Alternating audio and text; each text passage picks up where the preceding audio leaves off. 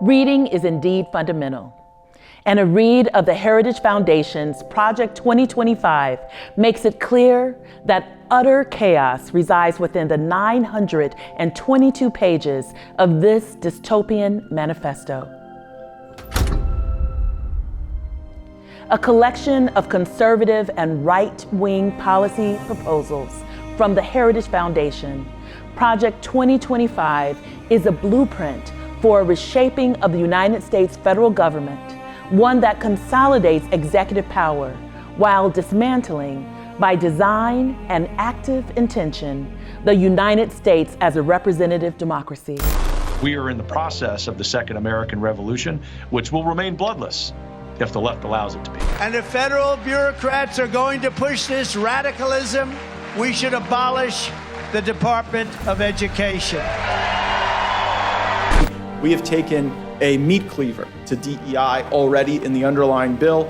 The unfinished work is Amendment 314, which I've offered, which ends all DEI funding. MAGA Republicans want to get rid of any federal policy that treats minority communities like the LGBTQ community with respect or equity. These conservatives believe that being anything other than straight is oppositional to, quote, families comprised of a married mother, father, and their children, which Heritage calls the foundation of a well-ordered nation and healthy society. The extreme MAGA Republican agenda is to jam Trump's Project 2025 down the throats of the American people.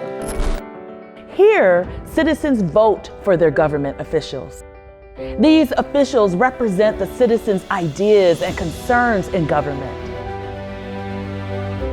By contrast, Project 2025 assertively promotes anti-democracy. The document is a blueprint for the creation of an authoritative government, the likes of China or Russia. Project 2025 is a new paradigm in helping a conservative president be ready to govern day one. You know, what we have is a group now that's trying to deconstruct the United States. We are a nation state, and we are, ordered liberty. And what these folks are trying to really do is push towards a one world global government.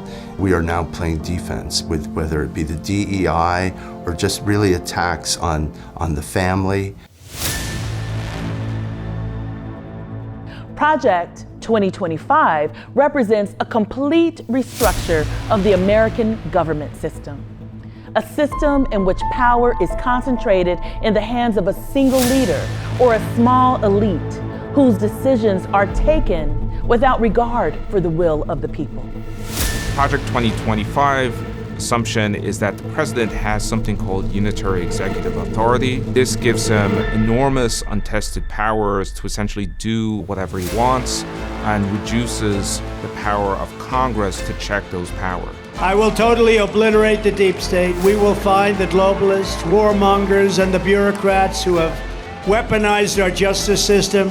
I will immediately reissue my 2020 executive order restoring the president's authority to remove rogue bureaucrats. As many as 100,000 government positions could be moved out, and I mean immediately, of Washington to places filled with patriots who love America, and they really do love America.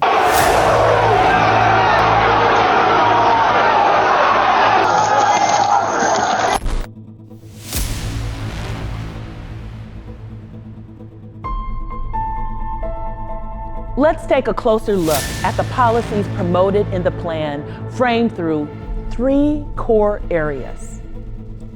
The first core area focuses on gutting the U.S. system of checks and balances in an effort to consolidate power under the executive branch. This includes ending the independence of the U.S. Department of Justice, thereby weakening the rule of law, defunding the FBI and Homeland Security, giving the president the power to use all the resources of the federal government to investigate and prosecute whomever he wants, including, and perhaps specifically, political opponents. reclassifying tens of thousands of civil servants as political appointees, seeking to strip them of civil service labor protections and enabling a president to replace them with political loyalists. As per Trump's executive order, Schedule F employees would lose their civil service job protections, which meant that replacing them would become a lot easier. Removing 50,000 federal employees, who are you replacing them with? The number and where do they come from? I mean, even if it's not 50,000. But ultimately, we have to devolve power from the imperial But city you of would Washington fire back my to the dad people. because he wrote a check to a Democratic candidate without any appreciation or understanding where his political allegiance We or will alliances dramatically are. Why does reform that agencies matter? that take If rights they're doing away their from job, people. why does that matter? They're doing their job about a mission that's misaligned.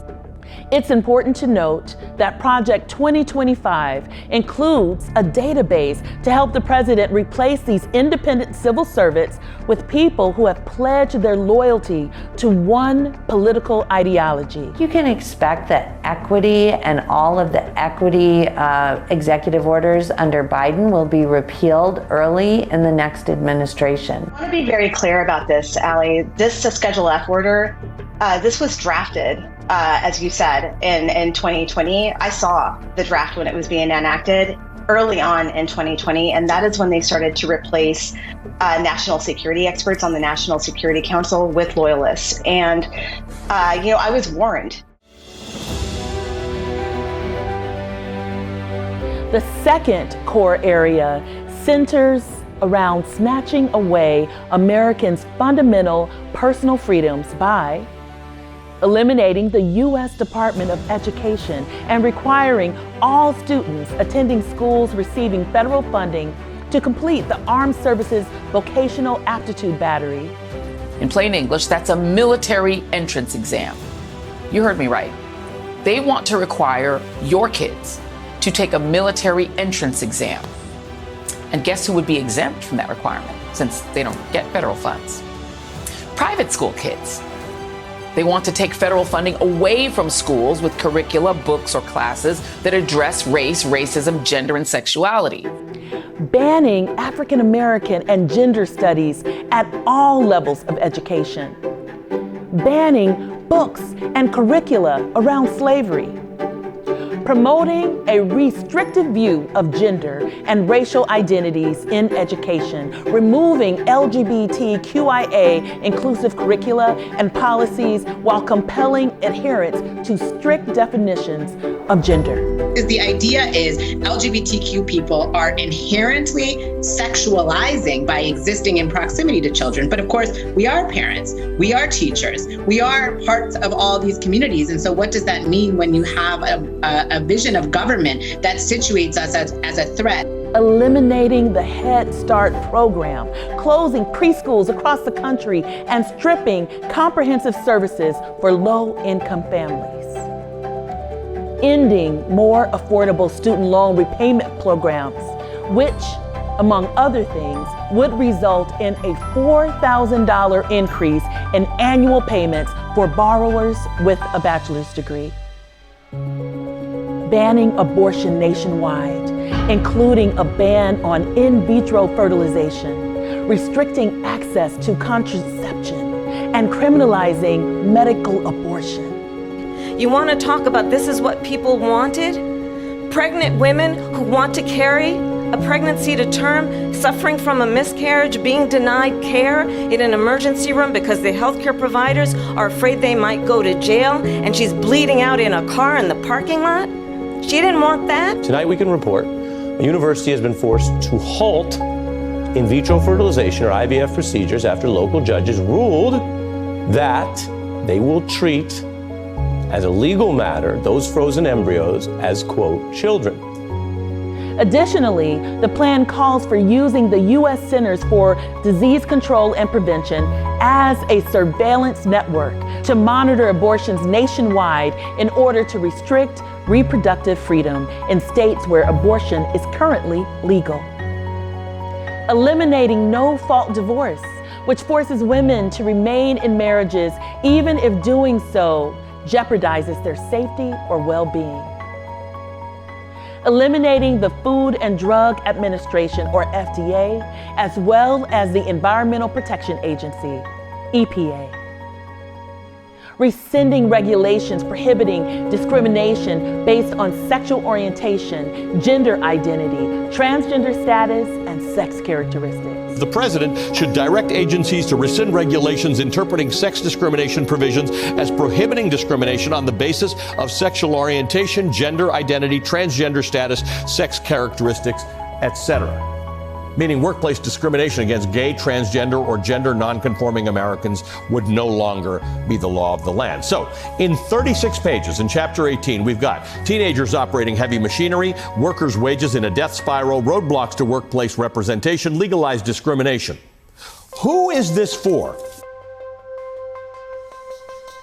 The third core area of the plan highlights raising costs on the middle class while giving the wealthy billions, to include cutting corporate taxes by $500 billion from 21% to 18%, increasing taxes for the middle class and working families while decreasing taxes on the wealthy.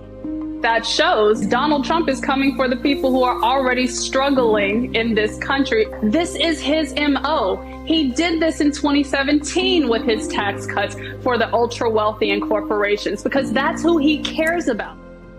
Giving employers even more control over their workers to hold down wages. Preventing Americans from forming unions, exploiting child labor, and locking people into lower paying jobs. Do you have a plan, and can you tell us what it is? Obamacare was lousy health care, always was. It's not very good today. And what I said, that if we come up with something, and we are working on things, we're going to do it and we're going to replace it. Repealing the Affordable Care Act while putting a new tax on health insurance for millions of people covered through their employer. Weakening protections for Americans with pre-existing health conditions and forcing patients to pay more for preventive health services, such as vaccines and birth control. Cutting Social Security benefits by raising the retirement age.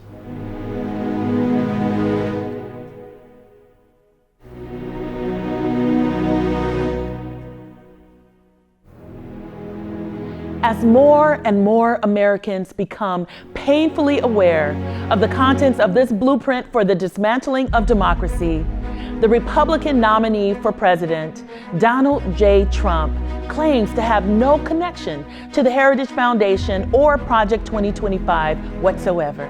I have nothing to do with Project 2025. That's out there. I haven't read it. I don't want to read it purposely. I'm not going to read it. This was a group of people that got together. They came up with some ideas, I guess some good, some bad, but it makes no difference. I have nothing to do. Project 2025's nearly 1,000-page plan for a total MAGA takeover of America was assembled by more than 25 of Trump's own administration officials, cabinet secretaries. Trump's campaign press secretary and his advisor, Stephen Miller, star in Project 2025's recruitment video. Project 2025 is the how-to manual for Trump's dictatorship. In the words of the indomitable Maya Angelou, when someone shows you who they are, believe them the first time. I encourage you to vote like our country's democracy depends on it, because it does. Be well.